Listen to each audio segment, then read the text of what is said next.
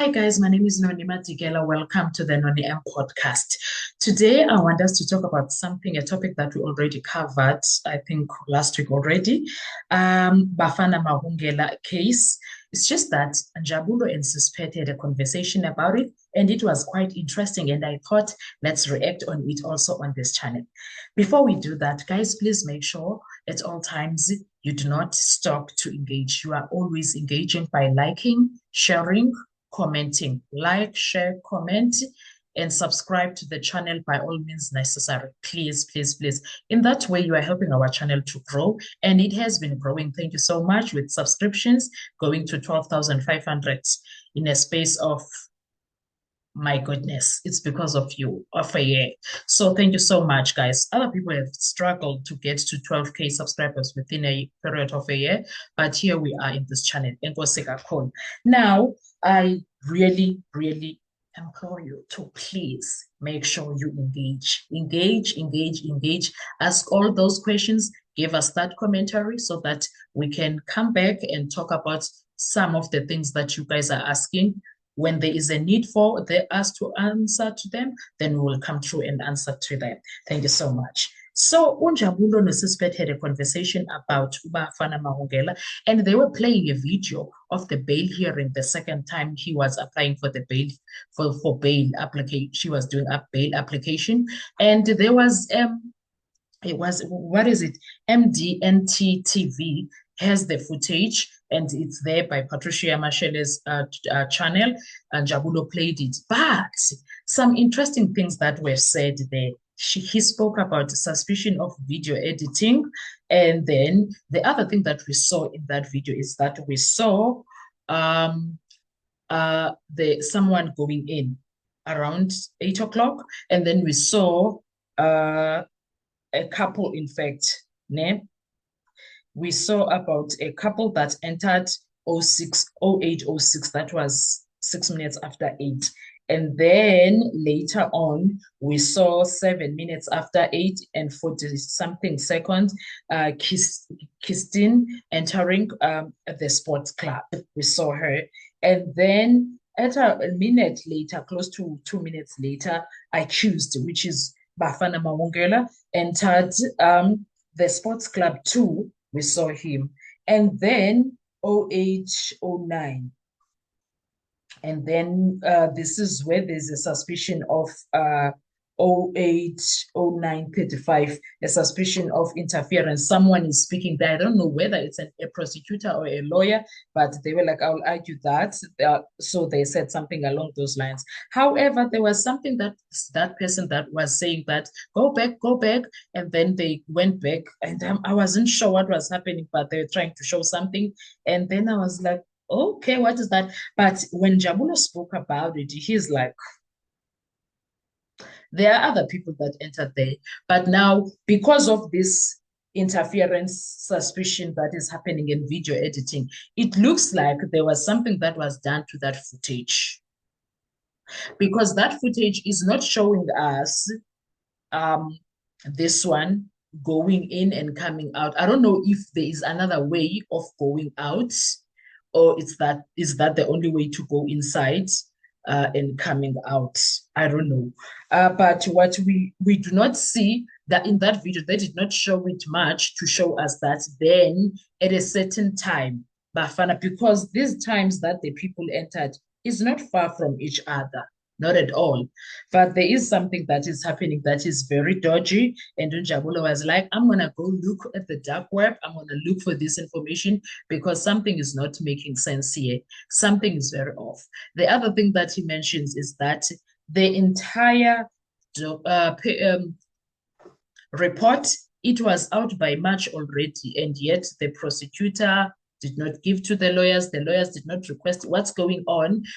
He's not sure what is going on there, but something fishy is going on with the Bafana Mahungela case, because that report says that Bafana is not the one that had any physical altercation with the guy, with the deceased. However, the deceased, Dondoni, is showing that she was in an altercation with another woman.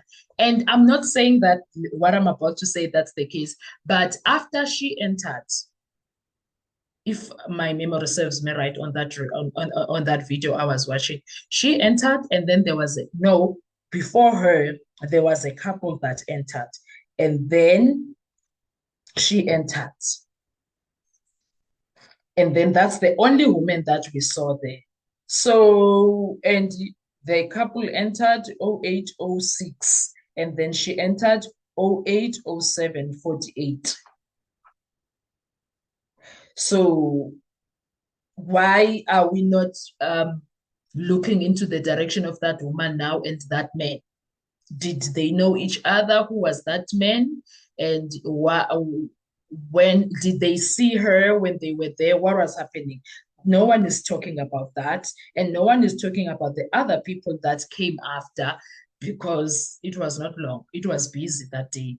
And also, the other thing that they mentioned is that one of the funniest things that are happening is that why did he not get bail?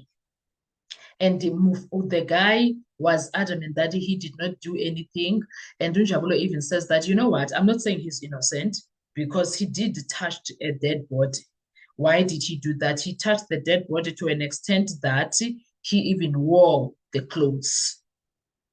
And then there was a smear campaign, because now all of a sudden there was social media buzzing about they were busy with character assassination, the way he is towards women, all of that, blah, blah, blah, blah, blah, which now it needs to be looked into very thoroughly, because we need to know, since we know how police operate, we've seen things through understanding courtrooms. Now they do certain things that are not right, that are not legally. So we are at liberty to question everything that we see until we understand, until they prove it otherwise. We are at liberty.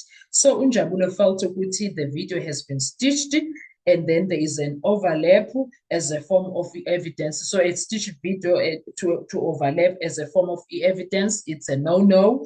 And then he also says it looks like created a new type of video, no longer the same format. So now that is questionable. Like there is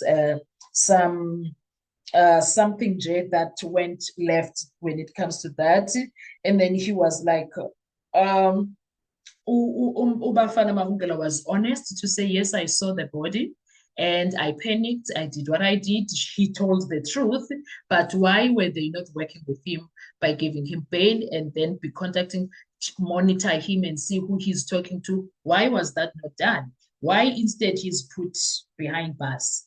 First time offender and all of those things. So then the next thing that we saw was the hoo-ha of the character assassination. And Ugai is very good with his English. He speaks for himself, and some of the things that he said made sense. So the only thing that is not making sense, why did you touch that body?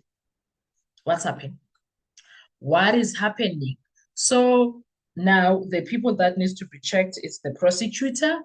Why did the prosecutor not show that evidence when it came through? Why was there a delay, a very long delay when it comes to all of this? Why?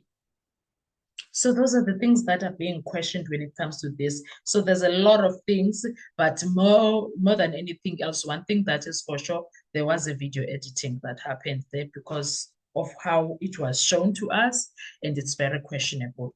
So that's that when it comes to that. But Unjebs has promised us he's going to be on the lookout, and then he's going to bring more information when it comes to that. He's still gathering things around, and he's going to be dropping all the bombs that needs to be dropped when it comes to that case. I don't know, but we will see what's going to happen. I don't know how we, but now the country is like, well, Shukutike, if his DNA is nowhere to be found there, then that means Mbafana is not the one that actually murdered the teacher, the lady. So he's not the one who unalived that pregnant woman.